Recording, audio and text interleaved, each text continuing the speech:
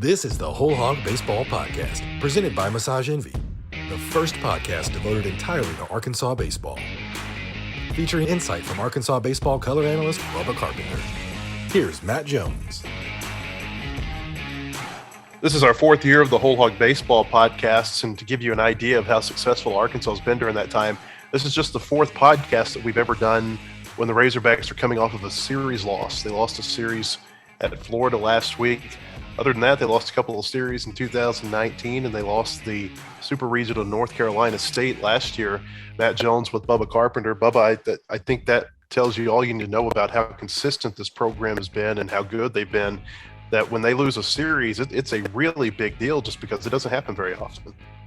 I tell you, Matt, I think we've gotten spoiled. It's amazing to think of how special that streak is. I mean, honestly, when you look at how strong the SEC is, and people don't realize how hard that is to go 13 series in a row and not lose one.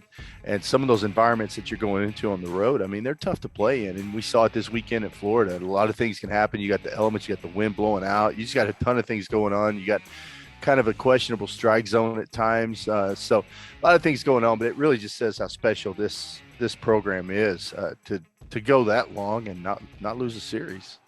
13 consecutive SEC series. Arkansas had one before losing the final two games to the Gators. Their last SEC series loss was in 2019. But let's just talk about takeaways from this Florida series.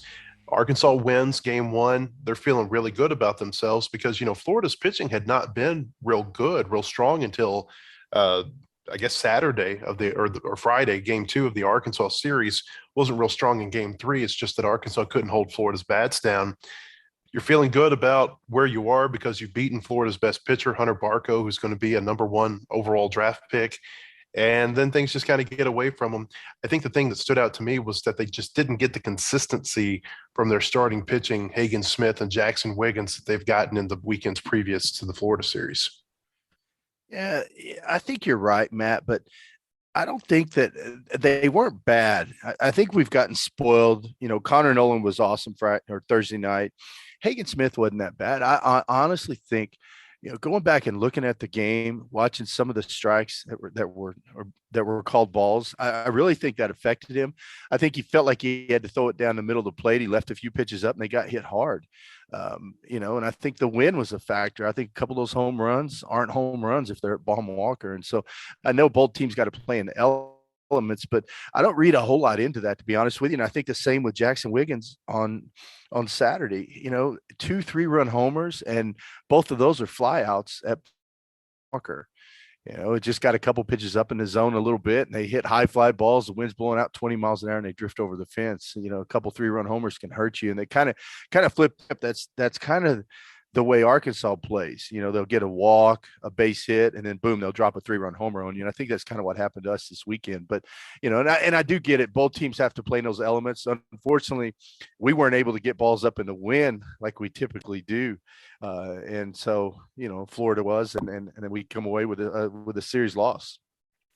Yeah, this, I thought the big difference, you mentioned the 3-run home runs. Arkansas got some home runs, but they're all solo home runs during the series there. Now, 3 of them were solo home runs during game one when they won in Gainesville. There was also a solo home run by Zach Gregory in that third game. But Bubba, I mean, this real well. When you've got runners on base and you can clear 3 or 4 at a time, that makes such a huge difference in a ball game.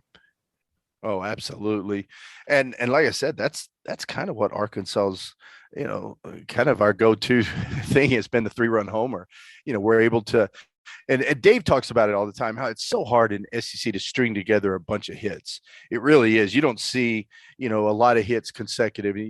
Typically what happens is it's a walk, a base hit, and then boom, a ball in the gap or a ball over the fence. And that's typically how you score your runs in SEC. It's not a whole bunch of hits strung together. And you saw Florida do it this weekend against us. I thought 2 things were going to happen this year. More than 2 things, but 2 things that I thought were going to happen this year were that Florida was going to get things figured out. They weren't going to stay down forever. That team is way too talented. They've recruited way too well for that to happen. And at some point, Arkansas was going to lose a series. It's so rare to have a season like what they had last season where they didn't lose a series until they got into the super regional. I wonder what you think about whether a series loss is good for Arkansas, because it kind of ends the talk about that streak and finally puts to bed everything that they did last year, and now they can just really focus on the task at hand. Not to say that was something that was really on the forefront of the players' minds, but they hear about that streak, and they hear about not losing in so long. I wonder if you think it maybe helps the team relax a little bit moving forward. I don't know, Matt. I would love to say yes, you're right. It's gonna help. They can just move on and focus on the 2022 season, but I don't think so. As a guy that played, I didn't think about streaks like that. When you step out on the field, you want to beat who you're playing. You want to beat them every game. You don't really think about any streak or anything like that. So I really don't think that's going to have effect on these guys one way or another. I don't think it's an effect on them. Maybe a few of the guys maybe think about it, but I think for the most part, I don't think guys really care about the streak or any of that. They just want to win games and win series.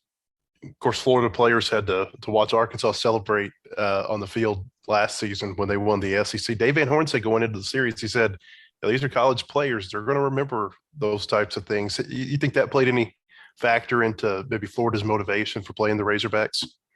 Absolutely. I think that had a lot to do with it. Plus, they were struggling. They'd lost 6 conference games in a row. We're coming to town. They remember what happened last year at Baum-Walker. So guys do remember stuff like that. Just like let's just say we play NC State this year in a regional or super regional, we're going to remember that. What happened last year. We're going to remember them celebrating on our field. And those are the things that players remember. And I think they kind of felt like, hey, we got to take care of business this weekend. I really think Florida, they played really well all weekend. They did the little things. They got the big hit when they needed it. Other than Barco on the mound, kind of showing his butt, Thursday night, I thought for the most part, Florida played a really good series. You mentioned game one, Barco. When that game was 3 innings old, it really felt like this is going to be a long night for the Razorbacks. He had retired all 9 batters that he had faced. I think through 3 innings, he had thrown 33 pitches.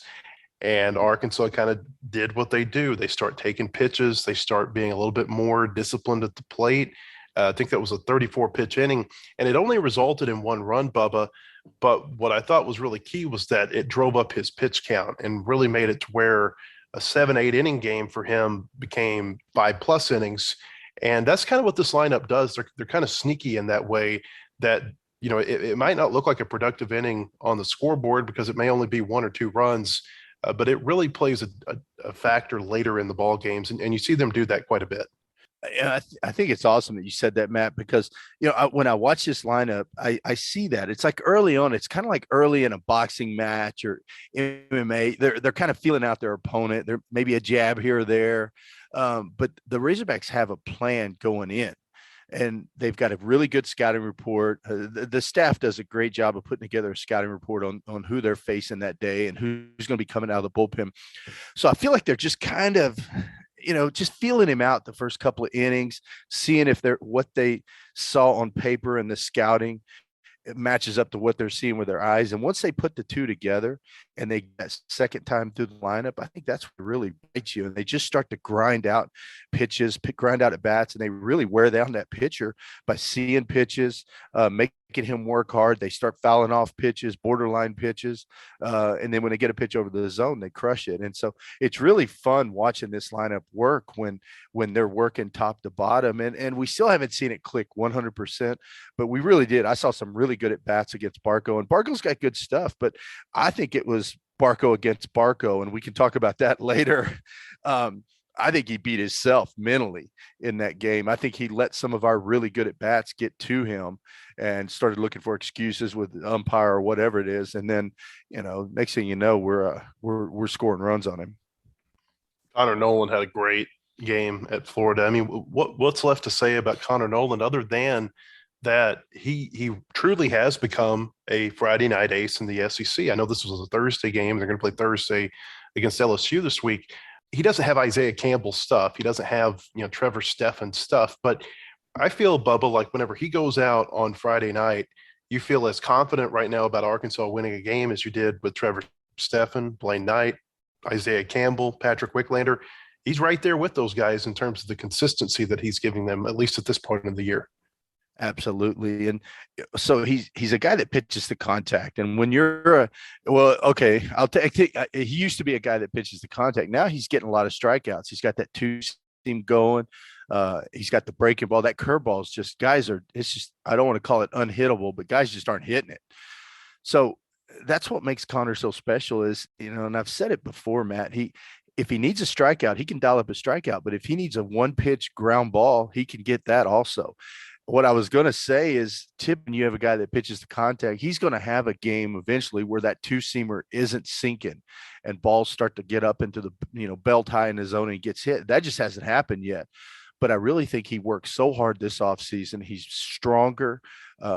I think he's got a little edge because he was frustrated last year pitching when he wasn't healthy. And I think that's really helped him. Just his mound presence alone, just his makeup when he steps out there. He's tough. He's gritty. He's everything that we want out of a Friday night starter. And I tell you what, he's just continues to make pitches and make guys look really bad. He hasn't really had that cutter going like he did early in the year, but he's been able to go to that curveball, and the curveballs, just guys are just swinging and missing. They're not seeing it out of the hand. And if you're a two-seam curveball guy as a hitter, you have basically split the plate down the middle and say, look, I'm either going to look two-seam in or I've got to look curveball, slider, cutter away. You can't cover the whole plate. And guys are definitely guessing wrong because he's making them look really bad with that breaking ball.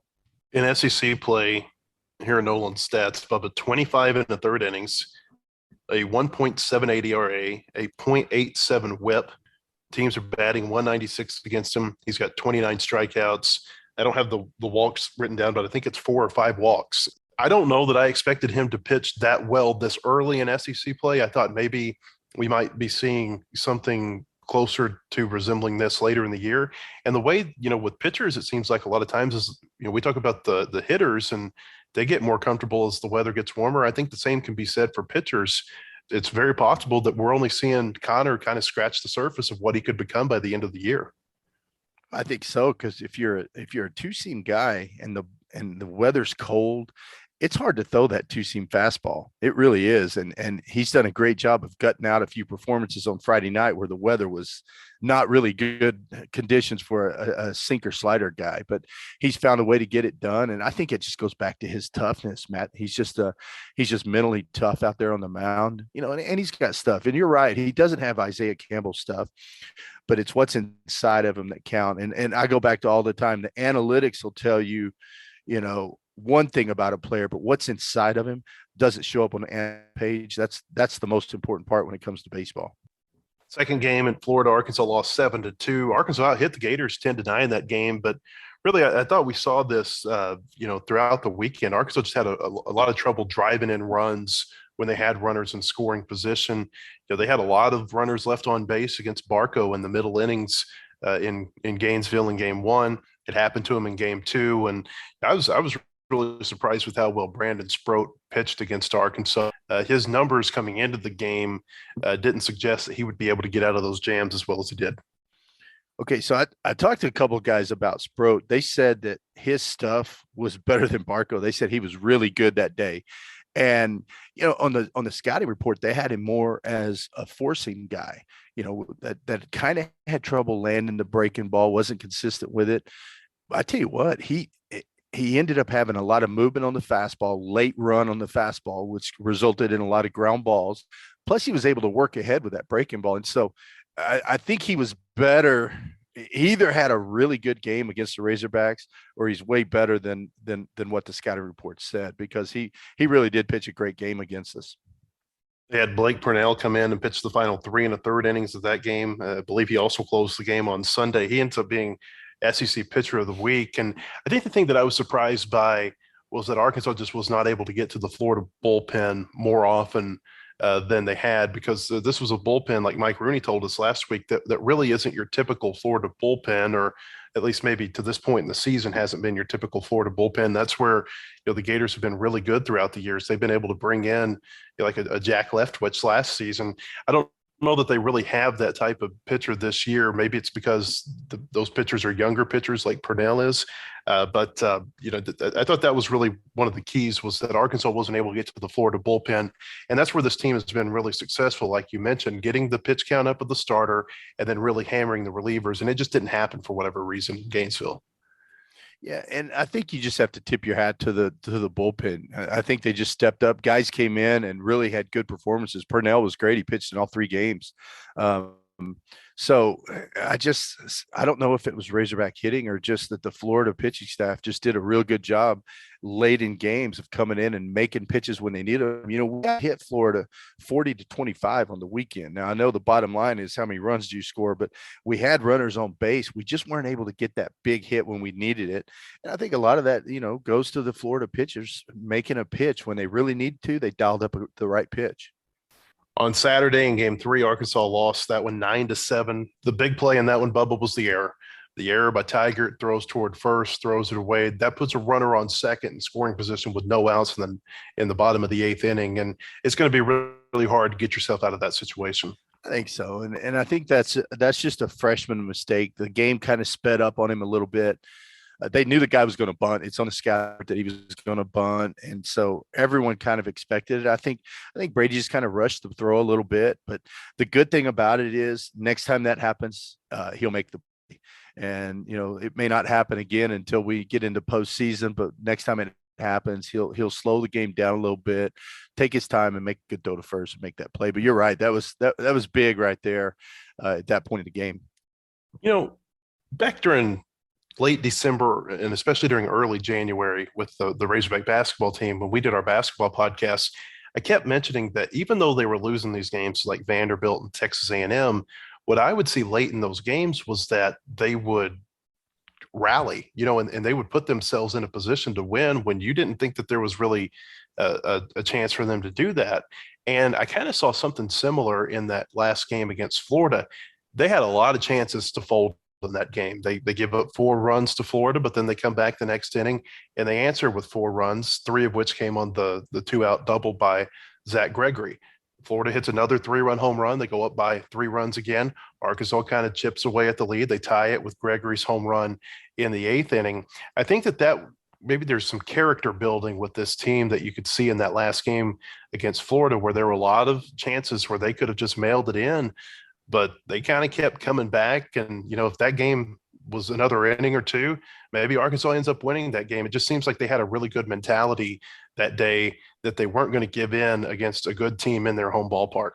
Well, one thing I can say is I don't think I've ever seen a Dave Van Horn team mail it in. So, but I do know what you're saying. But you're right. This team, say like the Alabama game last year, there are games that get away from you, right? And right. This one could have gotten away from Arkansas, and it didn't get away from them. I guess that's what I'm trying to say. Yeah, no, I know. I didn't want to sound like a smart aleck there, but it's just the toughness of this team. And once again, it goes back to it's a reflection of Dave Van Horn and just his style of baseball. But you're right. As far as the fight and in this team, boy, I just knew they were going to win that game. Every time they came back, I'm like, all right, we got them right now, and then Florida would score another run. But Zach Gregory came up huge. I mean, he really did. He did everything he could to win that game, 2 for 2. I really loved the bases loaded double where he had full count, worked the count, gets a pitch, hits it down the line for a double. I thought that was a huge at bat. I mean, the home run was good too. He just jumped the fastball and hit it to right field. And I talk about it all the time. Anyone can jump a fastball and pull it into the wind. And he hit it a long ways and he crushed it, which is awesome. But those at bats where you get up there and you grind out an at bat, bases loaded, 2 outs, full count, and you find a way to get it done. Find a way is something I say all the time to my players. Find a way. And Zach Gregory just finds a way to get it done. And I thought that was huge right there. I thought the big at bat of the game really was the 2-out walk that he took in the 3rd inning against Brandon Neely. Didn't score any runs, but what it did was it kind of threw off his rhythm. I think at that point, Neely had only thrown like 25 pitches to retire 8 batters.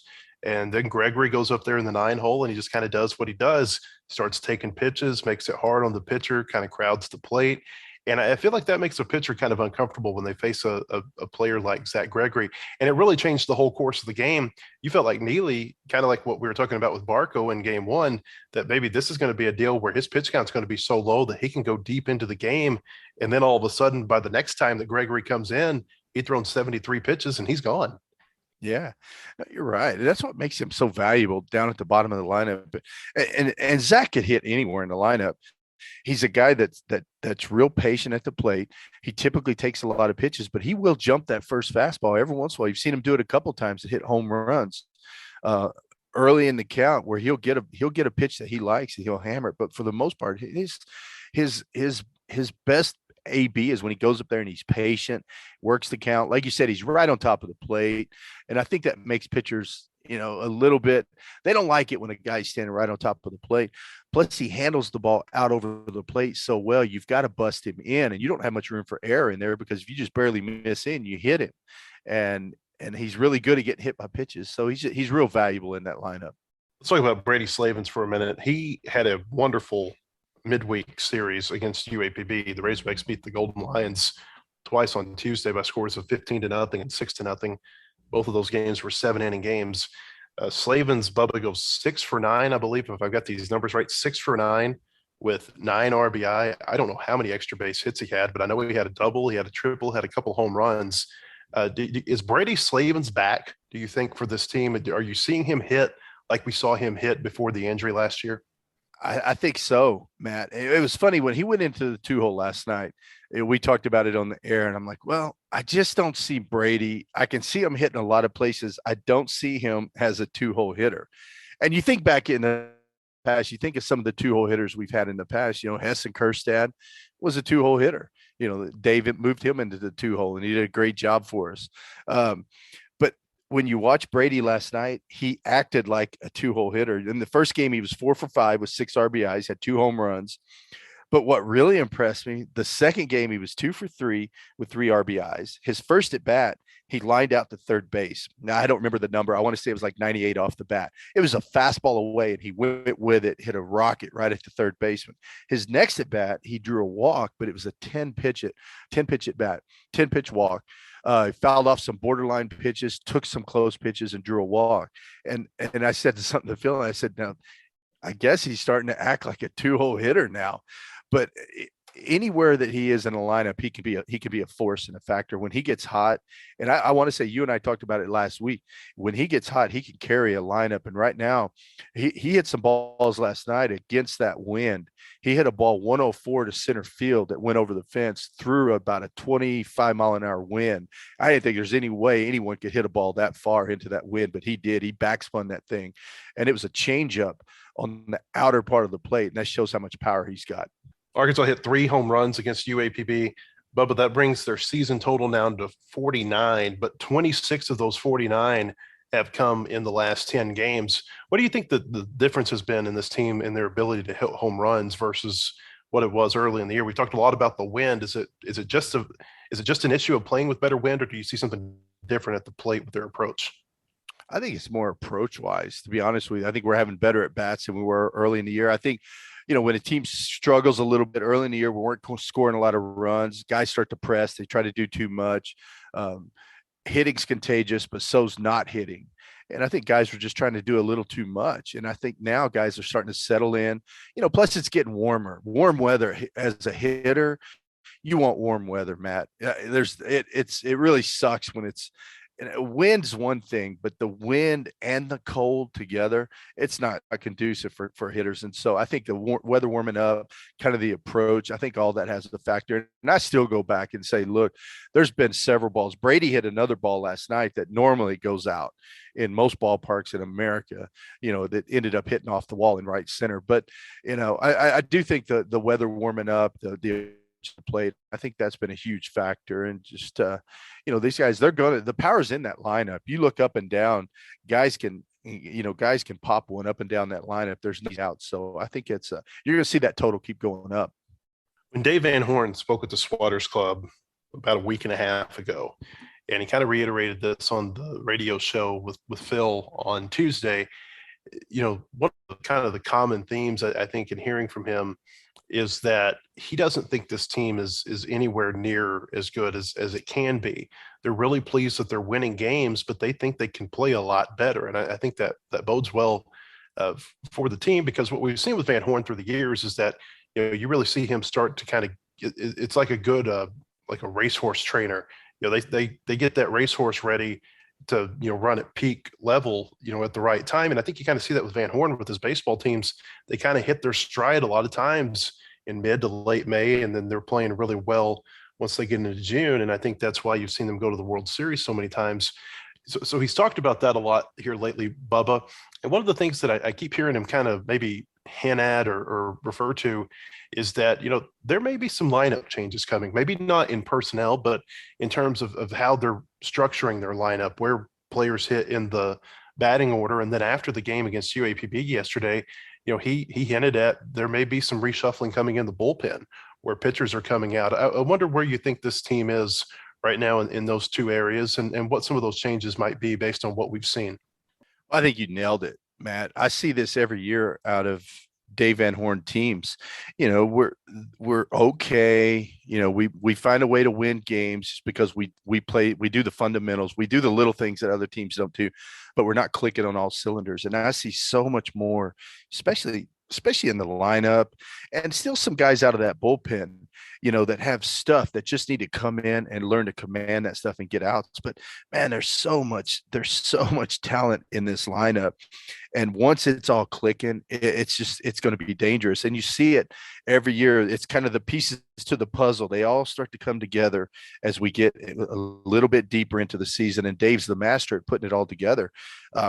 If you ask me about the lineup, there's been several people move around. I think that 2-hole is a really important spot. I mean, you look at Caden Wallace. I would have never expected him to be a leadoff hitter. He stepped into that leadoff role and done a great job. Now, if he's going to stay there, who knows? Zach Gregory's leading the team in on-base percentage. Zach could find his way to the leadoff spot, but I think Caden's done a great job up there.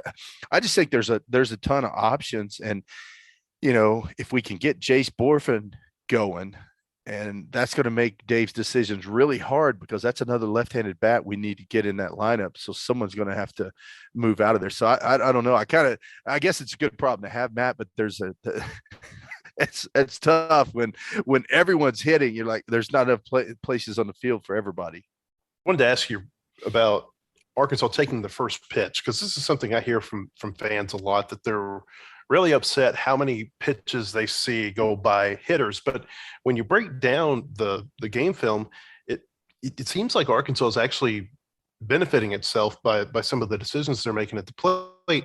I just took one game, Bubba, to analyze, and it's game 3 against Florida. In that game, Arkansas had 42 at-bats. They swung at the first pitch 11 times, most of which were early in the game, and that's why you saw the getting through those innings pretty quickly. They were really aggressive, and they were, popping up, flying out, grounding out on the first, second, third at bat of the sequence quite a bit in those first few innings. You saw them kind of get a little bit more deliberate, like we said, in the middle innings. But 42 at bats, they swing at 11 first pitches. In the 31 at bats where they didn't swing at the first pitch, 19 times it went to a 1-0 count. And in 10 of those 19 1-0 counts, the runner gets on base. And so what I'm seeing is that when they get into these 1-0 counts, that they're being selective with their pitches that they're swinging at. You're not seeing them swing at a lot of pitches outside the zone. That it's that 1-0 count that usually leads to a lot of success for them. They had 13 base runners in game 3. 10 came when I did not to swing at the first pitch and got into a 1-0 count. That goes right along with my philosophy. I'll tell you what I believe in, Matt. And a lot of people, they don't know the difference between a strike and a quality strike. And there's a huge difference in the two. I don't want my hitters. I teach my guys to go up to the plate. First 2 strikes are yours, third strikes for the team. So till you get to 2 strikes, get a pitch you can handle, get a pitch you can crush. Now, obviously with a runner at third base, less than 2 outs, that changes. Infield's back. Guy throws you a fastball away. If the ground ball is second, scores a run, hit a ground ball to second. But other than that, I preach to my guys, if you can't hit a double on the first pitch, don't swing. I work a ton on 0-0 counts because that's such a pivotal time. The pitchers want to get that one pitch out, right? Hitters want to be aggressive. They want to attack the ball. but there's no need to go up there and swing at a first pitch two-seamer down and away if you're a lefty. Because first pitch, if you're a lefty facing a righty, that two-seamer down and away, that the job of that pitch is to get you out. Pitchers want to throw that breaking ball. Well, what do you get better, fastballs or sliders? Let's hunt a fastball. Get a pitch you like early in the count and crush it. And it goes back to the, kind of the thing I say all the time. If you can't hit a double, don't swing. And then, but there's scouting reports. I mean, these guys know what's coming a lot of the time because these guys have percentages on, this is what he's going to do. With a runner in scoring position, this is what's going to happen. And a lot of times the percentages are what they are. I mean, that's their style of pitching. That's what the staff believes in. That's what the pitching coach believes in, the organization, however you want to look at it. So I just think people don't understand, to my first point, the difference in a strike versus a quality strike. And I love what you said about a lot of times when they take that and they get to the 1-0 count, that's when they do some damage right there. I could talk all day about pitch selection and just an approach at the plate. And that's where it's at. That's where the money's at right there, is just being able to control the at bat. I want my hitters to control the at bat. I know Nate Thompson, he wants his guys to step up to the plate and control the at bat. Don't let that pitcher dictate the action. You dictate the action. You know what your strengths are. You know what your weaknesses are. You know what the situation in the game is. Go up there and take advantage of it.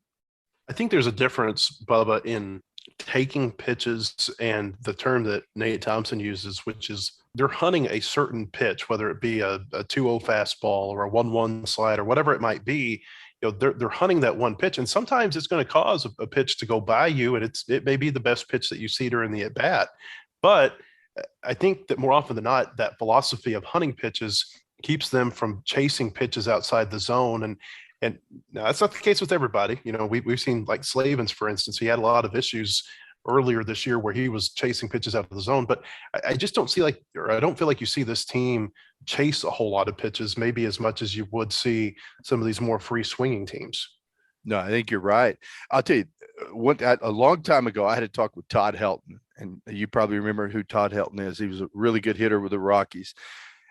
Talking to him about hitting, he said, "Hey, Bubba," he said, "it's easy to go up to the plate and look fastball and take the off-speed pitch." He said, "What's hard is go up to the plate, look breaking ball, take the fastball, because you're so conditioned to swing at the fastball." He said, "Once I learned to go up there and be comfortable sitting off speed and then taking the fastball if I was wrong," he said, "I became a good hitter." And I think about that a lot, and it's huge. It really does make sense, and it's so true. And you'll see our guys go up there a lot of times, and you can tell they're sitting off speed. You can tell their timing of when they load, when they stride. They're sitting on off speed timing. And I think the key early in the count is pick a speed. If you're hunting fastball, be on fastball timing. If you're hunting the slider or the curveball, be on curveball timing. But whatever timing you're on, you've got to take that other pitch. You can't switch the two up right there. It's a philosophy, and I love it. And I love what Nate talks about is being the hunter up there. Another thing, I'm giving you all my little phrases right now. People probably don't care about it, but the other thing I say all the time is be the hunter, not the prey. When you step up to the plate, you're the hunter. You're the one in control right there. Be a hunter, hunt your pitch, and hammer it when you get it. I think more often than not, Arkansas's lineup has been performing well lately. You think about Florida, they had 2 games where the number of runs that they scored should have won them a game. It's just we haven't seen Arkansas's pitching staff give up a whole lot of runs very often like they did in Game 3. Really, over the stretch of the last 10 games or so, Game 3 against Mississippi State, Game 2 against Florida, those would probably be the only ones where you would say that Arkansas's lineup didn't show up and play to its potential. The Whole Hog Baseball Podcast is sponsored by Massage Envy, voted the best day spa and best massage in all of Northwest Arkansas. Visit Mike and his staff in Tuscany Square at 2603 West Pleasant Grove Road in Rogers, or in Fayetteville at 3557 North Shiloh Drive. Massage Envy has services for everyone. MassageEnvy.com. Massage Envy, with clinics in Rogers and Fayetteville, has been awarded Northwest Arkansas's Best Day Spa and Best Massage. One of the reasons is our care for athletes, both serious and recreational. We now offer rapid tension relief sessions using a high-caliber vibrating tool and total body stretch sessions like the ones used by the PGA. Both of these new services can be combined with the always popular deep muscle treatment. So whether you compete or just want to relax, there is no place better than Massage Envy.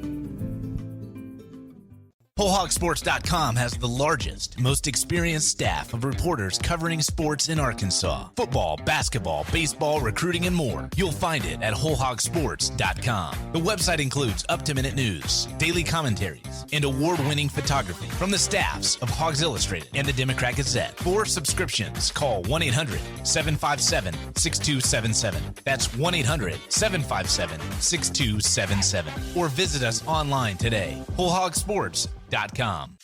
You know it never goes out of style, a great burger. And for a long time now, the best burgers around have been made at CJ's Butcher Boy. I've been stopping at their Russellville location for years to enjoy a double with bacon, cheese, and all the fixins. Well, the fries are always made fresh, and their shakes are made with real premium ice cream. And now that CJ's Butcher Boy has a Fayetteville location too on Weddington, you can bet I'll be there a lot more. CJ's Butcher Boy in Russellville and Fayetteville. When all you do are burgers, they have to be the best.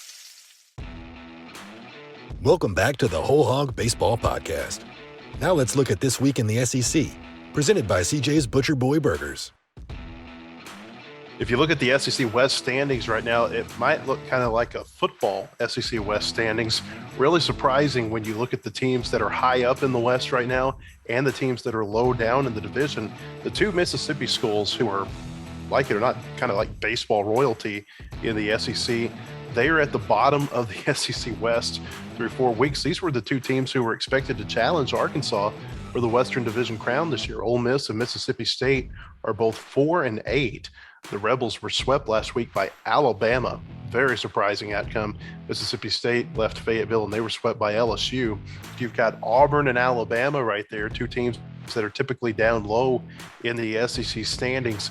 Both of them are tied with LSU at 7-5, one game back of Arkansas going into this week's series. Really surprising to see Auburn and Alabama up that high and the Mississippi schools down that low right now. Well, it really is. And you know, what's crazy is to think is last week, I want to say we had a 2.5 game lead, and now it's crazy how everything can change in 1 week, but that's life in the SEC. And I'm telling you, Matt, with the transfer portal, the COVID seniors, all that stuff, there's so much parity right now. There's so much talent out there in the SEC or all over college baseball. Anything can happen from week to week. And so I tell you, we got a challenge for us this weekend coming in. LSU's hot right now, so it's going to be a good weekend for us. It's going to be a great weekend of baseball, but all around the SEC, it is every weekend. I'm just amazed at some of the things that you see happen, like the Alabama sweep of Ole Miss. Who would have ever thought that? I would have never thought LSU would go into Duval and sweep Mississippi State. Yeah, not only did Alabama beat Ole Miss, but they swept them in Oxford. That was the really surprising thing. Other outcomes last week mentioned LSU over Mississippi State. Tennessee swept Missouri, although Missouri gave Tennessee a few scares during that series. They tied on them late into a couple of those games. Other results, Georgia beat South Carolina twice. Auburn beat Vanderbilt twice. That was kind of a surprising outcome. Vanderbilt's lost 3 series right now. We'll talk about that more here in just a minute. And Texas A&M beat Kentucky twice, including once in extra innings. Bubba, I think one of the big questions right now in the SEC is what's going on with Ole Miss and what's going on with Vanderbilt. These are both teams that have been number one in the coaches poll within the last month. Ole Miss is out of the rankings now. Vanderbilt's falling very quickly. Both of these teams, I think, have lost their last 3 series. And it's kind of surprising because, again, these were supposed to be 2 of the teams that were going to not only challenge for division titles, but a conference title, and a lot of people thought they'd be competing for a national title. Well, you know, it's hard to figure out Vandy because if you look, they're third in the conference in team batting, and then pitching wise, they're second in the conference with a 3.0 ERA, and so you put those two together, and they should be winning, but they're just finding ways to lose. Now, when you look at Ole Miss, they're just struggling for starting pitching. They're going in, they've got TBA just about every game. They can't find guys to start games and get outs. And so as good as their offense was predicted to be, you know, they're 9th and they're 11th in the SEC in hitting with a 284 average. They're behind the Razorbacks. And there was all this talk about how good their offense was going to be, but really the problem with Ole Miss has been pitching. They're just struggling to get outs. And so it's good for me to see that, because I'm not a huge Ole Miss fan, as you know, Matt. What about Alabama and Auburn? Do you think those teams are for real? I do. I really do. To do what they did, to what they've been doing. I mean, for Auburn, 2 out of 3 from Vandy. Alabama to go into Ole Miss, and if you go in there and sweep, I mean, you got to be for real. I think they've got a lot of talent. I haven't really gotten into the numbers with Alabama or Auburn, to be honest with you, just other than just glancing at their stats. But I mean, so far where they're at, I mean, they got to be for real. I always like to look at a team's outcomes the year before and see how many close games they played in, because I have this theory that a lot of times if a team loses a lot of close games one year, the next year, if they've got a lot of their players back, which Auburn does, they're going to win a lot of close games. And I think Auburn, what was it, Bubba? They lost like 13 or 14 1 or 2 run games in the SEC a year ago. They gave Arkansas maybe one of the biggest scares that it had of the regular season in that series in early April. And now they get those players back. Butch Thompson's teams have always been able to hit. They usually play pretty good defensively. And I think what you're seeing is that those close calls a year ago are starting to pay off, and they've learned from them. They've learned how to win. I think so. One thing I say a lot, Matt, is you learn more from losing than you do winning. And I think Auburn learned a lot from those losses last year. And I think guys have stepped it up this year. They've been through it before. They know what it's all about. And I think you see right now in the results, some of the games they're playing, that they did learn from last year, and they're a force to be reckoned with down the road.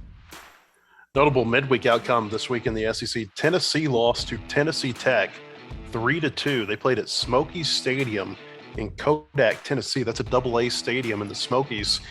They decided to use wood bats in that game, Bubba, instead of aluminum bats. And given what happened with Tennessee during that series against Vanderbilt a couple of weeks ago, there are going to be people that try to create some correlations between that. But for the Vols to lose, I think that snapped like a 23-game winning streak. That was an incredible run they were on, and I think I'm surprised more than anything to see that it was Tennessee Tech, who's been a pretty good program. Remember, they went to Ole Miss and won a regional a few years ago, but to see Tennessee Tech be the one that ends the streak, I guess that just goes to show you that anything can happen in baseball. Yeah, I don't know when that decision was made to go wood bat, but that whoever the PR person is did put a lot of thought in that, because especially losing that game, it does raise a few red flags. It's like, okay, wait, all of a sudden they get beat 3-2. They've been lighting up the scoreboard every day, and then they go to a wood bat and they get away from their bats that don't have stickers on them. It's a little fishy. I don't know, Matt. This week's SEC rankings: Tennessee is number 1, Arkansas is number 5, Georgia is number 10. LSU, who comes to Baum-Walker Stadium this weekend, is number 12. Vanderbilt and Florida are tied for 17th. The Gators moved up 5 spots in the coaches poll after beating Arkansas last week in Gainesville. Auburn is number 22. This week's SEC series: Texas A&M's at Georgia, Alabama is at Tennessee, Florida's at Vanderbilt, Ole Miss is at South Carolina, Kentucky's at Missouri, and Auburn is at Mississippi State. And of course, we mentioned that LSU comes to Fayetteville. 5 of the 7 series this week begin on Thursday, and that's because a lot of teams don't want to play on Easter Sunday. And so if the teams agree to it, most often what you see during this week now in SEC play, at least, is that the teams will begin on Thursday. They'll play Thursday, Friday, Saturday series. And of course, that's what you're going to see this weekend in Fayetteville. The SEC Report is brought to you by CJ's Butcher Boy Burgers, the best burgers in 2 towns. Visit the original at 2803 North Arkansas Avenue in Russellville, or the newest location at 3484 West Weddington Drive in Fayetteville, just minutes from the ballpark. Skip the line and order online or download the app in your app store.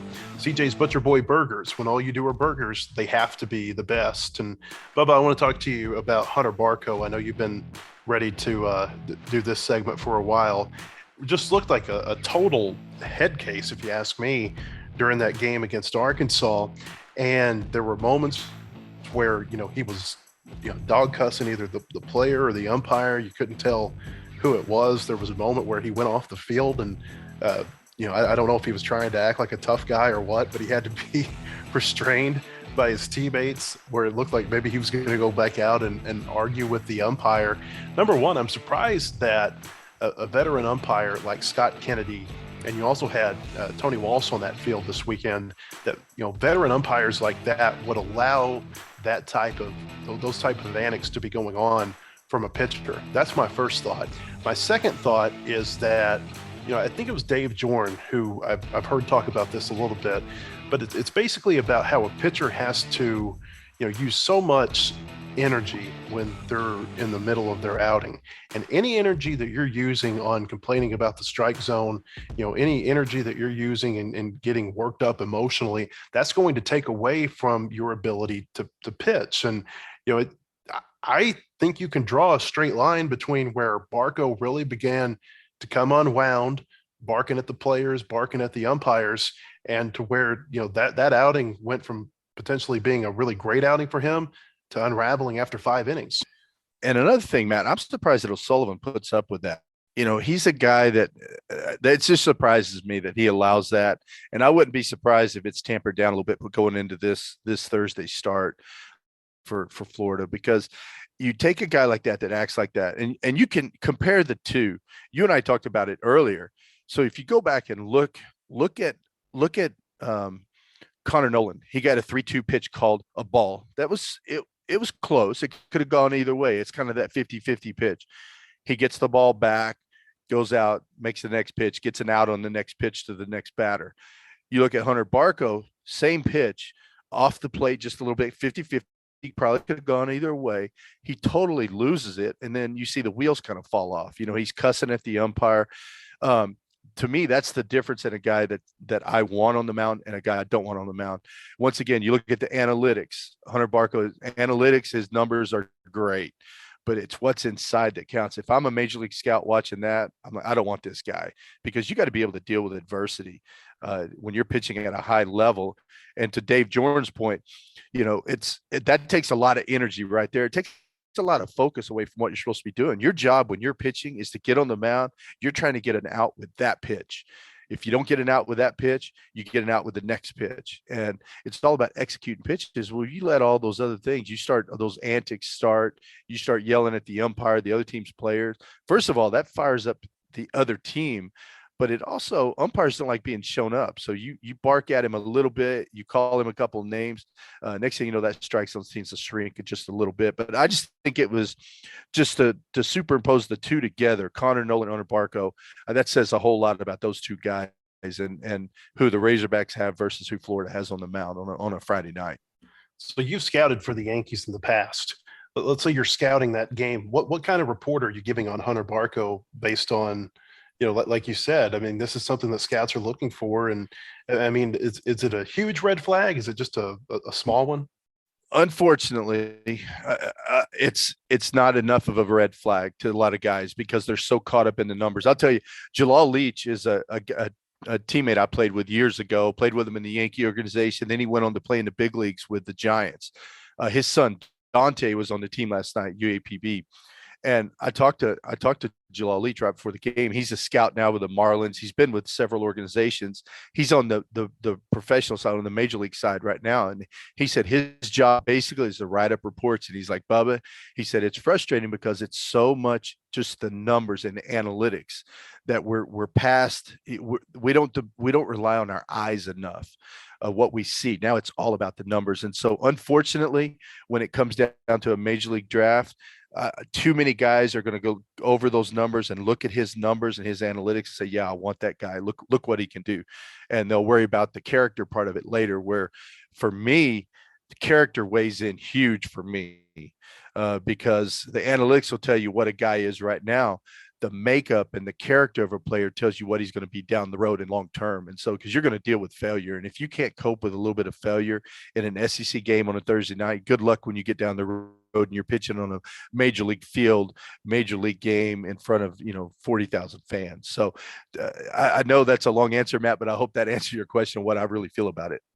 We saw and we heard Dave Van Horn get upset with the home plate umpire Jeff Macias during the Friday game. I keep getting it confused because there's a Thursday, Friday, Saturday. But during game 2 against Florida, Macias got on Van Horn pretty early. I think it was maybe the second inning that Van Horn got a warning for arguing the balls and strikes. And we heard Van Horn on the pregame show Saturday with Phil Elson, he didn't really hold back talking about how frustrated he was with the way that all went down.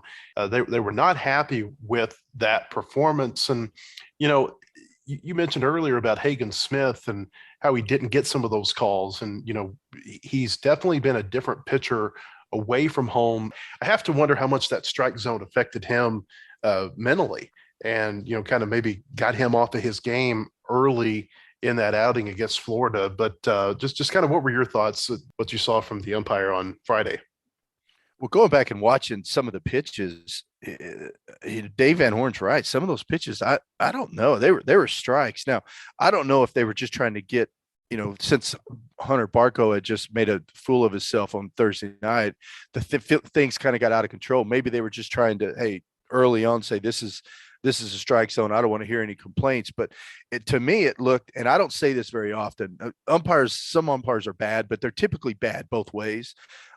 Jeff Macias was bad, and it was more one-sided bad. When you go back and look at some of the strikes that were called balls, I mean, it was bad. But I thought Hagen did a good job of keeping his composure. But what he had to do, Matt, was he felt like he had to groove the ball. And I think he left some pitches up. Normally he's pitching down in the zone. He's real effective down in the zone. He'll get some chases up high in the zone, but his best stuff is down in the zone, and he wasn't getting those calls. And I really think it made him groove pitches. Therefore he ended up getting hit.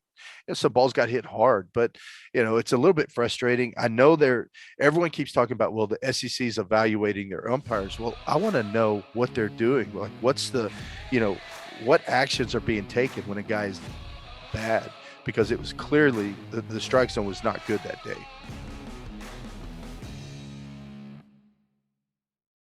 Massage Envy has been voted the best day spa and best massage in all of Northwest Arkansas. Great therapists and estheticians go along with a new service that I am truly excited about.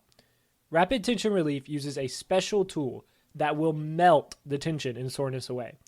Trust me, you will not be disappointed in the results. I highly recommend this feature along with a total body stretch assisted stretch program. Whether you are competing at a high level or just want to relax, these services are for everyone. Massage, rapid tension relief, total body stretch, deep muscle treatment massage, you choose. Or you can try any combination of those. So the next time you're feeling tight, make sure to call my friends at Massage Envy. Want more coverage of your home team? Download the Whole Hog Sports Video on Demand app. Check out the Fan Zone and get up-to-the-minute videos, podcasts, and features on football, basketball, baseball, recruiting, and more. Search for Whole Hog Sports on Apple TV, Roku, and Amazon Fire at home. And take it with you on the go by downloading it for your mobile device in your app store.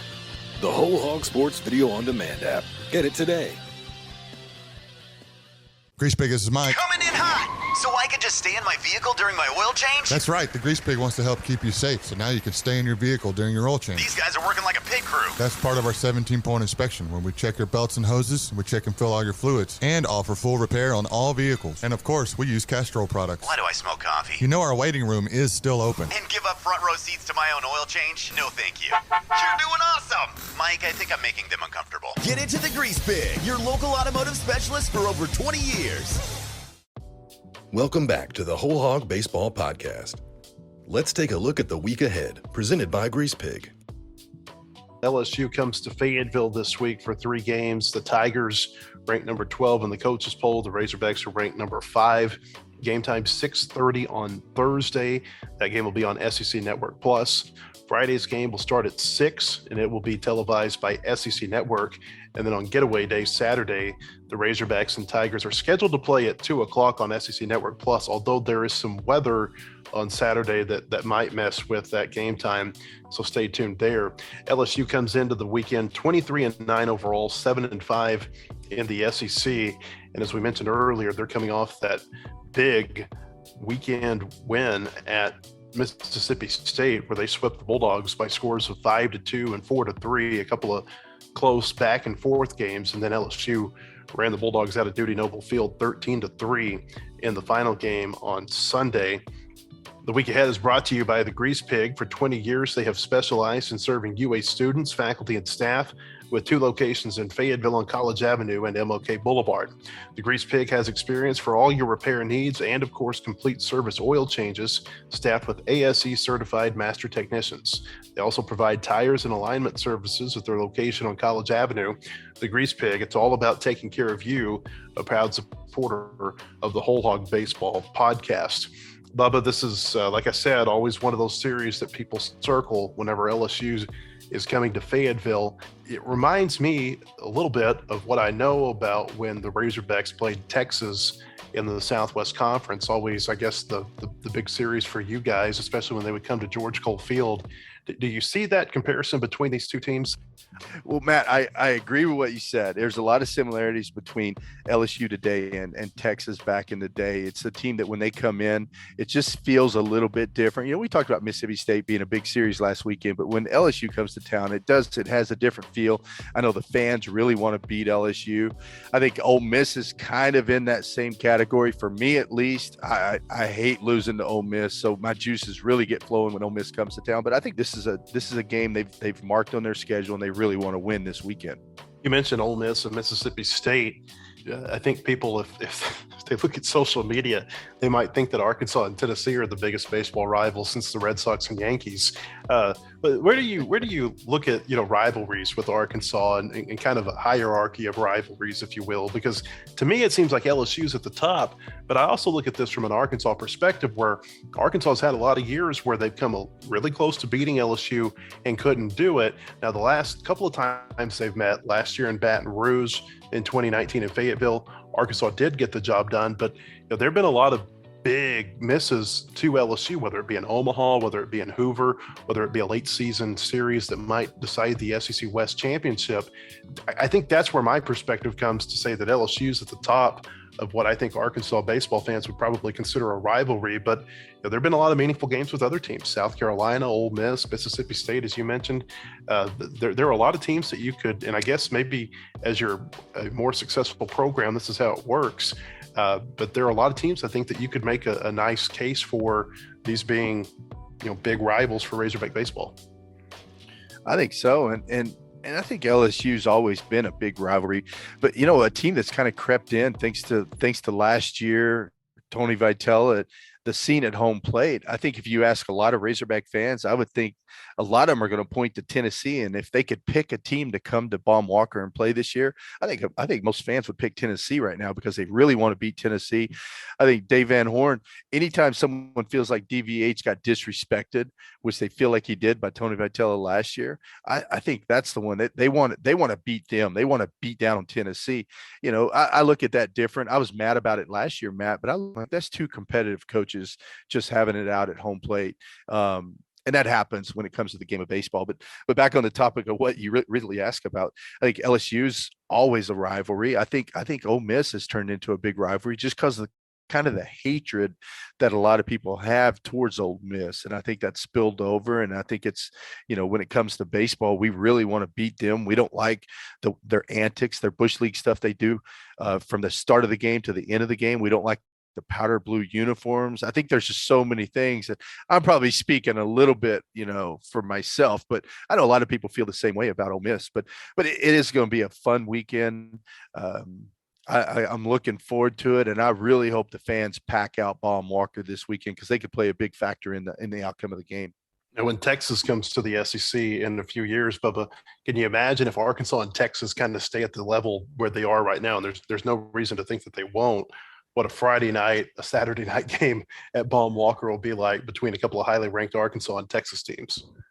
Oh my goodness. I can't wait to see that. That is going to be a lot of fun. That's definitely something I'm going to mark on my calendar, but yeah, that's going to be fun seeing that. And I don't know. There's just the SEC so good. And I think different people have their teams that they really want to beat. And I think once Texas comes over, I think if you mark that down, that's probably going to be top of the heap for most Razorback fans, especially anyone that's over probably about the age of 40. They're going to want to definitely crush Texas when they come to town. So we'll definitely pack that place out. I always tell people that Arkansas, Texas, that's a big rivalry. And in football and basketball, but in baseball, it has the potential to be something really, really special when the Longhorns get to the SEC. We mentioned a few times that LSU has a new coach this year. Jay Johnson came over from Arizona, took the Wildcats to the College World Series 2 times. They came really close to winning a national championship with Arizona. He was their head coach when they got beat by Coastal Carolina in the national championship series in 2016. It's a little weird, Bubba, to see LSU come in and Paul Mainieri not be in the dugout because, kind of like with Norm DeBryan and Dave Van Horn. I know LSU had that period where between Skip Bertman and Mainieri, but so much of its program, I feel like, is wrapped up in those two head coaches. And so to see somebody new in that dugout this weekend is going to be a little bit odd. It is going to be, and I don't know a lot about Jay Johnson, but when he was hired at LSU, I went back and looked because I'm a why guy. I want to know, why did they hire this guy, a West Coast guy, to come in and coach, at LSU? But when you listen to him talk, I really like the way he talks about the game of baseball. He talks a lot like a Dave Van Horn, talking about the fundamentals, just competitive attitude of his players. He says all the right things. And so, I think he's going to be a really good fit. I think he's going to be a guy that can bring in good players to LSU. Of course, LSU's it's an easy place to recruit to, but I think he's going to be a good fit there. And you kind of see they got off to a slow start. And I think, maybe that was him kind of finding out, who his players are, who fits where. But I think things are coming together for LSU right now, and he seems to be a good fit for the program.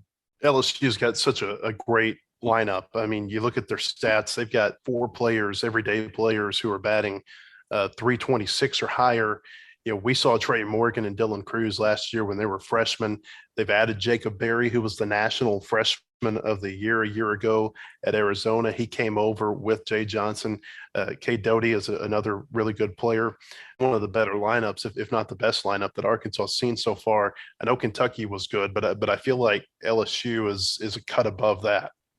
I think so. When I was going through, I've got 7 batters hitting over 300 in their lineup, so they're definitely going to be good top to bottom. There's in the beginning, I thought a little bit top heavy, but then when you start looking at the numbers, there's not a lot of weak links in that lineup. But I think that's going to play once again. Their style, though, they're an aggressive team. I think that's going to play right into Connor Nolan's hand, with the way that he pitches, and then we'll see what happens going into Friday and Saturday with Hagen Smith and Jackson Wiggins. But with the stuff that our starters have, I still feel really good about it. Jacob Berry, this is a potential first-round draft pick when he's eligible. He comes into this game this weekend. He's hit 10 home runs and 34 RBI. I think that there was some question about whether or not he could take the type of numbers that he was having a year ago in the Pac-12 and whether or not that would translate into the SEC. And so far, it really has, Bubba. And he's a player that I think you got to watch for potential SEC Player of the Year. I think so. Going off of right now what he's done, I mean, he looks like the real deal. And a lot of guys that have big numbers out west, when they come this way, are like, they're not going to be quite as good. But boy, he's lived up to all the hype so far. Now it's still early in the season. Talk to me next week and we'll see what we think about him. LSU pitching, they'll start most likely Mikhail Hilliard on Thursday night against Connor Nolan. He did not start the season as their number 1 pitcher. Blake Money did. Blake Money was their number 2 pitcher a week ago against Mississippi State. And then in game 3, they threw Samuel Dutton, although they said TBA. And I think the way LSU's been pitching in game 3 of their series, Bubba, has been more kind of, by committee bullpen type game. Grant Taylor came in and pitched really well for them at Mississippi State. 4 innings, gave up 2 runs, had 6 strikeouts. And if that name sounds familiar, it's Evan Taylor's little brother, who's going to be coming to Baum-Walker Stadium this weekend. So, that's an interesting deal for the Taylor family. They've been in Baum-Walker before when Colin and Evan were teammates, and now they're going to be there this weekend when they see a couple of their sons potentially pitch against each other in the same game. Given how big they've been to, each of the team's bullpens, it wouldn't surprise to see them get into the same game. It's going to be fun to see what the parents are wearing. Are they going to wear a Arkansas shirt, LSU hat, or it'll be kind of interesting to see what they end up wearing when they come to the game. Or are they just going to be completely neutral? Maybe they'll wear a UAB hat. That's where Colin is right now. Did you see, I think 3 weeks ago, Evan, Colin, and Grant all got wins in the same weekend. I think it might have been on 3 consecutive days. I don't know that that's ever happened in college baseball. We had 3 different brothers get wins for 3 different teams. It's funny. I read that. Either someone sent it to me or maybe it came up on Twitter. I can't remember, but I read that article. That's pretty cool. And that's good. That's fun for the family. It's fun for the kids. So that's a neat story. You really like this LSU bullpen. You think they've got some good arms. I do. You look at the outs when you start getting late in a game in SEC. Outs are really hard to get. You look at what the Razorbacks had do 7th, 8th, and 9th innings were really good, especially in that 8th inning. So outs as you get closer to the end of the game are tough. And you look at some of the numbers of some of these guys. They've got 5 guys holding opponents batting average under 200, well under 200. And so you look at those numbers and it's a little bit, you get a little bit, you get a little bit scary when you get towards the end of a game. You would definitely want to try to have a lead going into those latter innings. I think the key is for us to attack them early in the game and get on those starters. But because their bullpen, they've got some guys down there that can throw it. The LSU series is always that series that I think the bean counters they love, because if the weather's good, LSU is going to draw a big crowd. We haven't seen a whole lot of really big crowds this year at Baum-Walker Stadium. We did see it a little bit on the game 2 against Mississippi State. I was really surprised to see so many empty seats on the Friday night against Mississippi State. Now, it was one of the bigger crowds they've had this year, but it just seems to me like, on Friday night's SEC game, you got the reigning national champion coming in. It was good weather, good first pitch time. It just seemed like there'd be a lot more people in the ballpark. I'm really hopeful to see Baum-Walker be what we're used to Baum-Walker being for these big series this weekend, and see people come out and watch a baseball game, because it's just such a great feeling when you're in that stadium and it's full and there's that buzz in the air. And I don't know that we've really had a game where it's been like that this year. We haven't had that big game where that Friday night feel where the place is just buzzing, the concourse is full, the hog calls are going. We haven't really had that, but I really think it has a lot to do with the weather, Matt. Even though Mississippi State, the weather was all right, but it was still really windy. It just hasn't been, and people don't like to sit there with the wind blowing in their face, and it's just not I just don't think it's been conducive for big crowds. But I think LSU coming in this weekend, I think we're going to pack that place in, and hopefully the weather's going to stay good. I know there's a slight chance of rain later on Saturday, but hopefully we'll get this place packed in, because I really think people are looking forward to this weekend and that LSU matchup. And that Saturday game is going to come 1 hour after the end of an open football practice. They're not having a red-white game this year for football, but they are having an open practice on Saturday that kind of serves like the red-white game has in the past. And those are days where you typically see a lot of people come down from Razorback Stadium and catch a baseball game too when they're in town. And so Saturday has the potential to be a really big crowd. Yeah, let's get this rain out of here. That way we can pack the place in, because there's nothing better. Baum-Walker, when it's packed, it's the best environment in college baseball. So let's hope if anyone's listening, you guys need to all come out and show up on this weekend, Thursday, Friday, Saturday. Hope you'll come to WholeHogSports.com all weekend to catch our coverage of Arkansas LSU. We'll also have plenty from the Razorbacks football scrimmage that's going to occur Saturday morning inside Razorback Stadium. For Bubba Carpenter, I'm Matt Jones. We appreciate you joining us on the Whole Hog Baseball Podcast, and we'll see you again next week. The proceeding has been a production of WholeHogSports.com. Look for our latest podcasts on Apple, Spotify, or your favorite podcast store. And visit us anytime at WholeHogSports.com for the latest news and commentary.